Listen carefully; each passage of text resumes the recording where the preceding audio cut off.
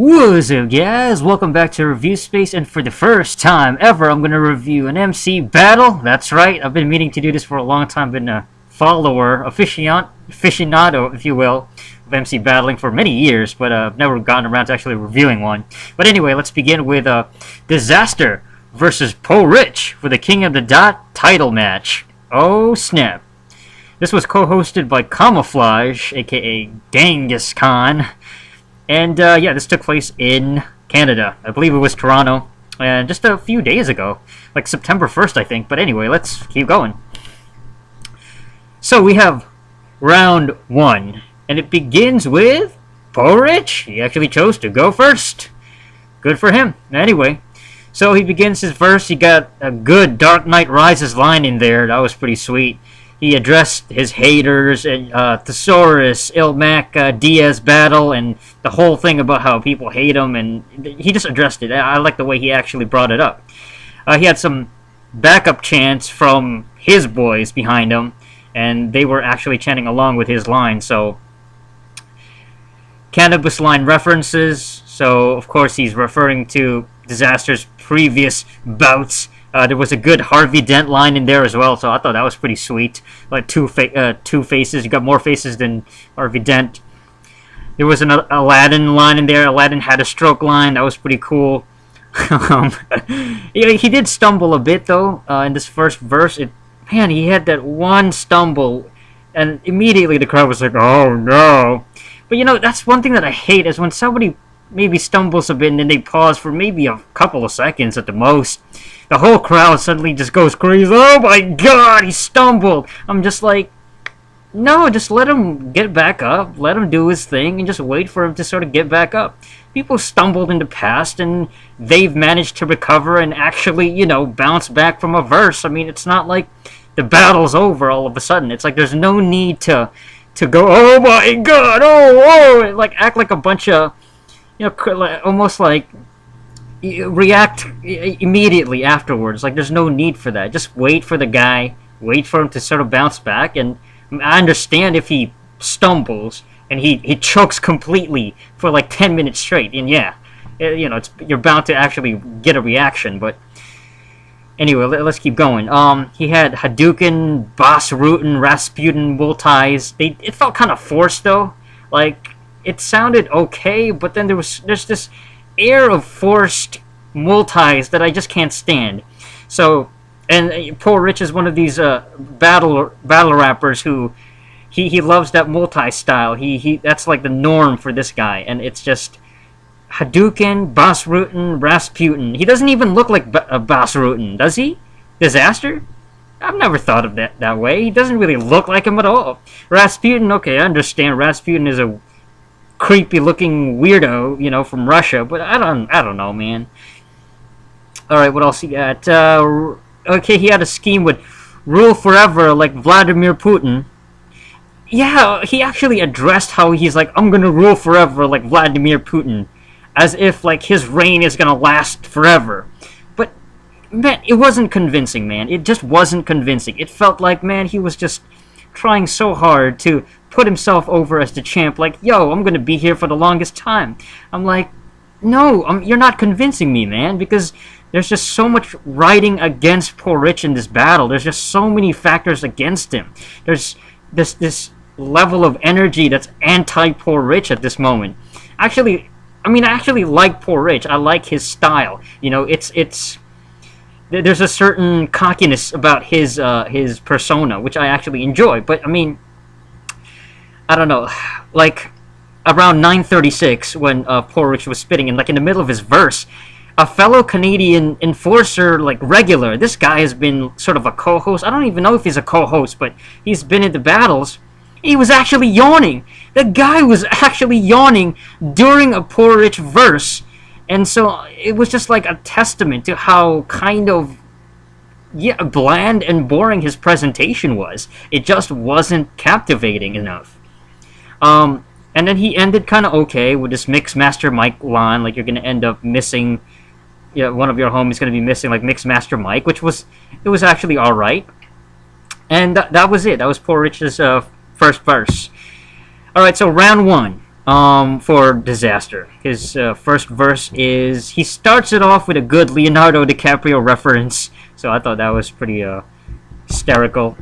He goes off on PoRich's name using the multi, so PoRich, the things that rhyme with PoRich. He made a thesaurus reference, with thesaurus actually chilling behind Dizaster rather. He even included a Thor's hammer line in there, so I thought that was pretty cool. You know, he had a group behind him. They look like brown guys. I don't know if they were Middle Eastern or they were like East Indian. Like, I'm not sure. They kind of look. They were obviously brown, but I mean, they're the ones that sort of got his back. You know, they're his boys, I guess. I don't know if they're fans or his friends. Like, I just don't know. I don't know if they're just like his fan base brown guys that sort of hang around with him, or they're just like guys that he doesn't even know. Like, he doesn't even know these guys, but they are his backup, like guys who just sort of cheer for him, but not so much his opponents. Like, you know how it is. They got backups. Yeah, they react extra hard for his punchlines and stuff like that. There was a nice Marilyn Manson ribs, remove your ribs type of line in there. That was kind of cool. We've heard Marilyn Manson lines before, you know, guys like 9DM against Iron Solomon and battles like that. But that was a nice way to include it in this battle. It's such a dated reference. It's so old, from the freaking 90s. And that was just a rumor, I think.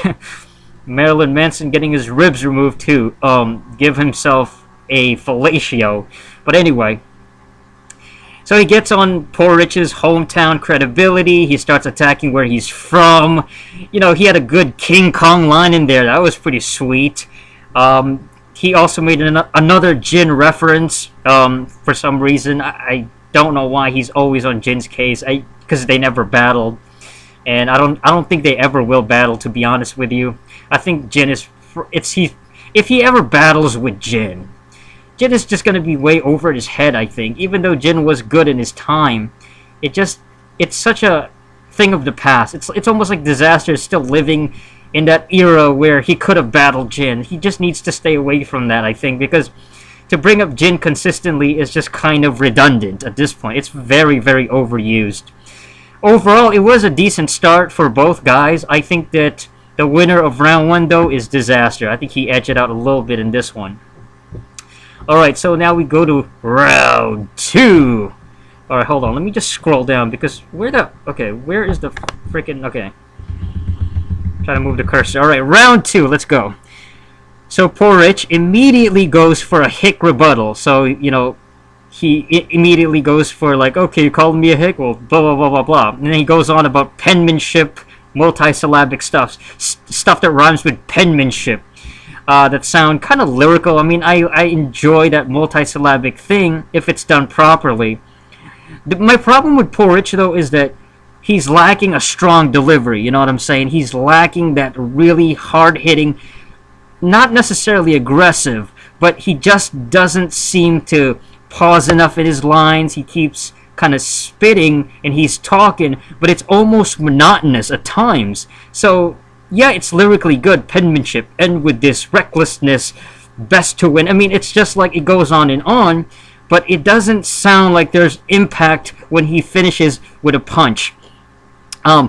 He's got the backups behind him, so, you know, a bunch of white boys, you know what I'm saying, got his back. They still react very strong to PoRich's rhymes, so they go like, whoa, extra harder. You know, they got his back. His boys got his back, and they're sort of the counterpart to Dizaster's brown guys behind him. And then he goes on a rhyme about, I get electric and do this kite runner like Edison. That was pretty sweet. I thought that was a really sweet line. It was highly slept on. I thought it was a very underrated rhyme, punchline, and the crowd was actually not as reactive to that. I thought that was a really, really good punchline. So PoRich, his writtens, they sound almost like the way, you know how like Thesaurus delivers his written stuff compared to Thesaurus's freestyle. So it's like freestyle versus written. There is a significant difference in the tone of his delivery. It's like you can tell that this guy wrote all his stuff There's a the presentation is nearly all gone in place of this like memorized prepackaged verse. So unfortunately, yes, you have a good, more well-structured lyrical verse, but there's not enough presentation there. It feels lacking in terms of just a showmanship point of view. He had this really good shellfish punchline. He compared him to a shellfish, crack you open or something like that. That was really, really cool, and it got a pretty darn good crowd reaction. There was an abortion clinic time travel line. I thought it was good, but it was kind of missing this great setup. You know, it was missing like a structural thing. Some of his punches feel very random at times, where okay, he's gonna go on about I'll travel back in time and drop you at the abortion clinic, and where was the setup for that though? Where was it? It felt like there was no setup. There was no build up to that punch. It was just he went to a time traveling thing all of a sudden, and it felt kind of random. It felt just it was trying to be a freestyle maybe. You know, he was trying to go for that freestyle feel, but it's a written battle, so it just doesn't flow right. It didn't feel like a structured attack. And then he goes on. He does this Mace impersonation rather. So you got PoRich trying to rhyme or sound like Mace, and it sounded okay at first, right? His voice even a little bit like Mace, but then he just kind of fell off. The voice just fails miserably at the end, and then Rich just ended up sounding like his regular voice. He just goes back to his normal voice. And then, but he was still rapping like Mace. He was still rapping in that sing-song type of Mace delivery. But the problem was that he was very offbeat, and he was out of rhythm, and you know he had his boys behind him. Even his backups were chanting like "Dizaster's parents, Dizaster's parents." It felt so out of rhythm. It had no good. It didn't have a vibe to it. It didn't have that soul to it. And it felt offbeat, man. If there was an instrumental, it would have been so offbeat. It felt so awkward. He still catches Diz through like the living with the parents line. I thought that was cool. Like, you still with your parents? Nah. Oh, da da da da da. And that was really cool. He caught him with that. That was awesome. And then he also had a nice Mad Ills grind time pot shot. That was a nice little jab at Mad Ills and the grind time.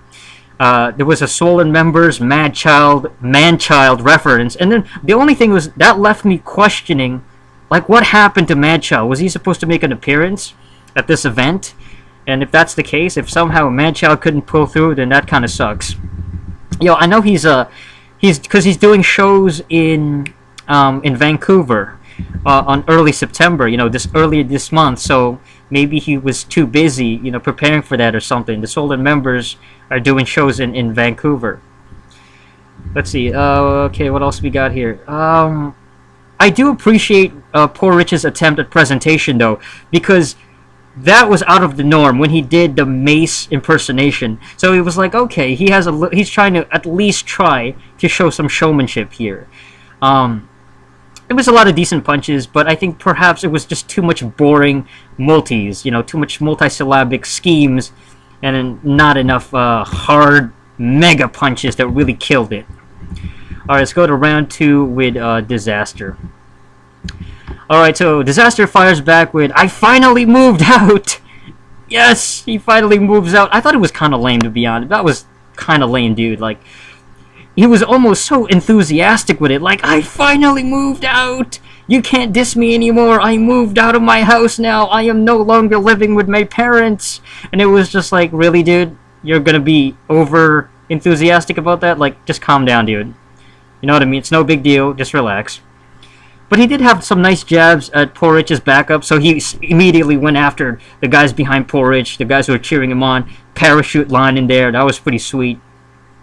He had some good rapid-fire, multi-syllabic scheme about American dude, Larry Screwed, reminiscent of, you know, his classic Dizaster style. That's the Dizaster that we all enjoy listening to. And then he goes on insulting PoRich's lack of internet followers. You know, you only have 800 Twitter followers and stuff like that. I have 400 every 2 weeks or something, or every week. Dizaster's hand gestures. I felt like that was kind of, he had a lot of hand gestures and arm waving. It's a little bit distracting from his punchlines, and his lines appearing. It almost was comical, the way he would just kind of with his arms like he was almost doing a play. It was very over the top, and it felt comical, and just appeared silly at times. It was like, what are you doing, dude? Like, just calm down with your arm waving. Like, you're gonna freaking poke somebody's eye out. He had another good backup jab about stomp with a boulder, and then one of your homies massaging your shoulder. That was pretty sweet. Again, another jab with the boys behind PoRich. And then he had more rapid fire, multi-syllabic stuff. He had an ending with the finish was like Rich's head was separated by an elevator. That was pretty sweet. And then Dizaster, he goes on to ask the crowd, "Hey, do you want more?" And then that, following with another Mario Kart Shells line. We've heard that before with the Dizaster cannabis battle. This is the thing that I appreciate about Dizaster, is that his ability to get the crowd participation. I really like that. I like that he's able to get the crowd into it and get them to chant something. That's one of his strengths, in my opinion, is to engage the people watching and listening to the battle, instead of just everybody just quiet down, listen to me, etc. Even puts his hands on Organic at one point in the battle, shaking him and saying, "Find a replacement." And I thought that was pretty funny. I appreciated the Canada Dry reference. Shout outs to Canada Dry. That's my favorite freaking soda. That was pretty sweet. He also had a reference to Rampage, which was, I guess, a 2009 movie directed by Uwe Boll. And he's like, "Go Postal," like the guy from Rampage did. At first, I thought it was Rampage, the Turkish Rambo from like the 80s, which was basically a knockoff of Rambo from Turkey. But it turns out it was probably the Postal director Uwe Boll Rampage thing, because he did mention Postal, so there is a connection there. And then he ends it off with an A-class pan-faced kid finish, which I thought, a reference to a previous battle that he had against A-class. That was such a long time ago, though. That was years ago. And see, I don't know why he brings up these old things. He's bringing up these old things that are known about him, but it's just like, again, sometimes Dizaster can be redundant with his topics. With the things that he brings up, his references can be redundant, and it feels very outdated sometimes. Overall, though, they had a very, very good second round. I'm going to give this one to Dizaster as well. Alright, moving on to round 3. This was a long freaking battle. Okay, so PoRich, he fires back with DNA, you bitch, ending. So the da-da-da, you bitch, da-da-da, you bitch, Pat stay, you bitch, etc. Rhyme schemes. It felt kind of forced, though, you know what I mean? A little bit forced because, I don't know, there's a redundancy to it. There's a certain... He would say bitch at the end, but it just felt kind of like, okay, we've heard this from DNA before. I know you're trying to refer to that style, but it wasn't as good as the way DNA did it. It wasn't as original. It wasn't as fresh. He had a very good never sign you line in reference to Drake not signing DNA, or not signing Dizaster, rather. That was pretty funny. That was actually really good. He even enunciating some... yeah, that's the problem. Enunciating some words like hate and hit is kind of off-putting. So he would say, da-da-da-da-da, hate you, but it almost sounds he says hit you. So PoRich's pronunciation, his enunciating the words, it is kind of off-putting because I can't really make out some of the words he says. The way his accent is just kind of, it's so Canadian, for a lack of a better word. Nothing against that, but it just... I think it takes away from his punches if you can't understand fully what he's saying. Alright, hold on. I'm getting ahead of myself here. Yes, so he had a line, "Your battle with Ilmac is like shrimp and AIDS." That was a decent Forrest Gump line, but again, random stuff here. Very random, out of nowhere, he brings up Forrest Gump and shrimp and AIDS, which was, I thought it was... And that scheme too, that style is kind of hokey. Like, we've heard that, it's like shrimp and AIDS. You're battling this and this. You're comparing, apples and oranges. It's like, okay, whatever, man. He also he dropped a very like no homo line. It was pretty much outdated as well. He referenced jump off and cyanide. Whose cock is bigger line? And I was like, what? Why would you even say that? Why would you even think about that? Like, who cares? And why are you referencing jump off from like how many years ago? Like, okay, cyanide, I understand it was his former partner, but whose cock is bigger, really? It was just like, wow, dude, like, why even think about that? Don't bring up that image. I don't care about that. But the thing was that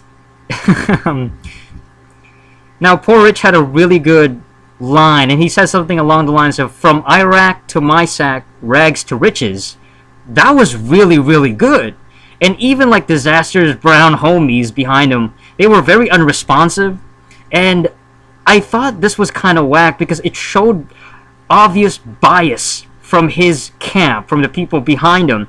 So it's very evident when you have bias. That's really terrible for me. Like, watching somebody with bias, your boys behind you, it's kind of lame. You know, I understand you got to have your boys back, but it's like, it brings the battle down, I think, to some degree. It sort of takes away from the energy of the battle where you just don't react just because you're biased, because you're backing up your boy, so you don't react to a good punchline. It was a really good punch. I guess to be fair, I mean, those guys were brown guys. They were probably offended by the rags to riches Middle Eastern-esque style, but you know how it is. It was still a really good punchline.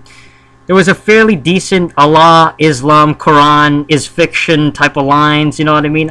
The thing is, I wish like PoRich would actually be a bit more offensive and be very, very, just go the whole route with it. Go full on offensive with the anti-Islamic thing, with the religion rhymes and everything. Just go the whole nine, man. Just go for it. Just say anything that comes to your mouth and just be so offensive. The thing with PoRich is that he seems to tread on this like borderline anti-Islamic thing, but still have a filter. So he's not 100% like vicious about it. So I wish he would just completely go over the edge with it. You know what I mean? Just be very, very offensive. Whoops. I mean, like even his wedding arranged, he had a wedding arranged like rhyme punch at the end. It was just a small growl, you know? It was just like a small wedding arranged. But the delivery was so toned down. It felt like he wasn't projecting his voice loud enough. It was almost like a whispery growl, like wedding arranged. Like what? Like are you Christian Bale from Batman all of a sudden? Like there's something wrong with your voice, Chief? Or you got some throat cancer going on? You know what I mean? Like wedding arranged. Like what? You know, like project yourself, PoRich. Like, you know, give me a little bit more bass in the voice, like just more clarity, like wedding arranged, like shout it out, you know what I mean? Shout out that last punch. He had a very hilarious Mummy reference. This was really funny when he threw a cat at him like the movie, the Mummy movie, and he flew out the window. That was absolutely hilarious. Great punchline. But then back to the awkward shit. Now it's PoRich going back to the awkwardness. He mentions Ciroc vodka. I guess it was a P. Diddy thing. He was like, P. Diddy, you owe me a check. And there was this awkward pause. I was like, what? Why? What is this? This sucks. Like, why are you having this awkward pause? Keep going. You know, you don't have to explain it. Just don't look at the camera and don't pause. It's so weird. But then, you know, it's like a seesaw with frickin' PoRich. You know, he'll have a good punchline, then he'll go to an awkward scheme, and then a good punchline, and an awkward scheme, and multisyllabic, and then... So he had a good UFO, a mile away line. I thought that was good, and then, you know, somebody to drink the Kool-Aid with, and, you know, talking about how only the conspiracy idiots would really buy into disaster stuff. I thought that was a good way to call him out. That was pretty cool. Overall, man, PoRich had some great lines, but he had awkwardness out the ass, man. It was just such an awkward presentation, dude. Okay. Alright, round 3. Holy crap. Okay, so Dizaster goes off on PoRich's Drake attitude and how he's like, oh, you got a piss poor way about you and you're not good enough to represent this company, stuff like that. Supposed emotional issues as a champion. example of this is very well connected build-up is that he had a really good, strong punchline at the end, but he has these very, very good schemes that would build up to a really strong punchline, and they add to his punch because he would continue with this multi-slash build-up. It's like a rolling snowball effect where it just builds on and on and on. That's one of the things that Dizaster does so well. He had a nice Born Identity line that was pretty sweet. Another unexpected Leonardo DiCaprio departed line in there. Another funny line. That one showed Dizaster's ability to switch from like this well-structured, rehearsed verse that has a build-up to this almost off-the-cuff freestyling delivery. I know it's not freestyle, it's written, but he has this style where he would just go on in a kind of like... The randomness of it is, as opposed to PoRich randomness, is that he would actually be funny with his presentation. He would actually be like, da-da-da, you look like Leonardo DiCaprio from Departed. Like, it would just come out of nowhere, that funny punchline, and make the crowd go, whoa, you got me there. But because he uses these random multi-setups as well, so it just adds to his strength of that punchline strength. Then he also had this Prego sauce tablecloth line, which was very gory and kind of, really good as well. It was just a really cool punchline. Yeah, very nice gory goodness there.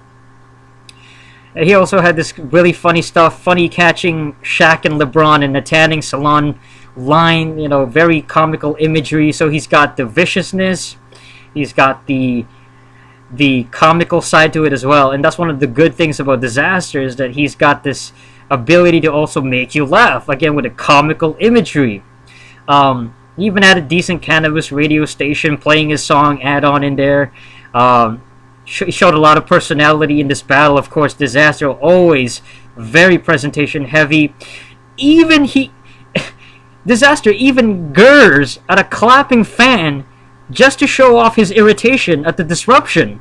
Somebody was like clapping during a Dizaster verse. He would just gird at the crowd, and everybody's like, you know what I mean? That's, man, you can't duplicate that kind of involvement with the crowd, that level of personality. He had this, another multi-rapid fire fest, multi-syllabic scheme. He ended with a Camoflauge, tsunami reference, aftershock, and he had this really good, like, this is what a Canadian rapper should look like in reference to Camoflauge, who is from Canada. That was really, really cool, and it was like in your face, PoRich. This is what a real Canadian MC should look like. Even organic with a timer, he was holding the timer at the end of Dizaster's verse. It looks like he was ready to wrap it up. Dizaster spits a few more punchlines in there, some kind of like icing on the cake, and he just kept going on. And man, the winner of round 3, Dizaster, man. So now we get to the winner announcement, celebratory presentation, man. Announcing the winner for $1,000 and the coveted King of the Dot necklace. Wait a minute. Why are both of their shirts taken off, by the way? Why are they shirtless all of a sudden? I don't get it. But Dizaster is announced the new champion. As the confetti drops, everybody's cheering. New crowned winner. Celebration is on, baby. So congratulations to Diz. He is the new King of the Dot title holder. So overall, I thought this battle was very well rehearsed from both sides. It certainly felt a lot more prestigious than previous King of the Dot title matches. There were very few slip-ups and stumbles. The verses were fairly long. And for the first time in like 500 years, nobody choked to the point of spoiling the entire fucking event. So, at the very least, that was a good thing. PoRich, he tried his best, man, to defend the title. For the most part, he delivered a worthy performance that compared to Dizaster's maniacal style, man. I mean, while most of the battle leaned more towards Dizaster's favor, in my opinion, particularly because of his structure and his variations of delivery, PoRich did have his moments and showed us why people should take these title fights more seriously. Alright guys, so that's it for this episode of Review Space. Let me know what y'all thought in the comment section. Who won? Who you thought won this battle? I thought it was Dizaster, man. Good for PoRich for delivering probably his best performance ever, but Dizaster got the crown, man. I can only expect more from Dizaster, obviously, and he's probably going to face off against Pat Stay in the future. It wouldn't surprise me. That's it for this episode of Review Space. Thank y'all for watching. Until next time, ciao. Oh my fucking god.